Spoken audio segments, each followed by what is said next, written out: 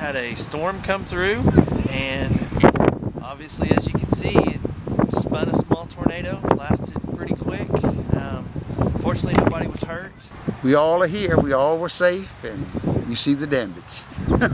And, it was over almost as quickly as it started. It was very surprising. Very, very surprising for me to see this. And we did not know a tornado was in the area. This is going to have to be totally rebuilt. See, it's all this whole roof everywhere is tore up.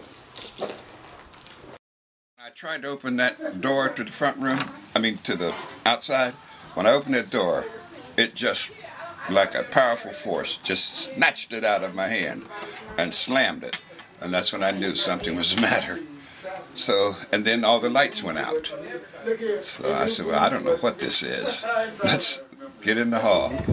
The Simpsons were here, and they told me a tornado had hit. And of course, I could then, with the little light, I could tell. But we are so happy that all of this can be replaced, can be rebuilt.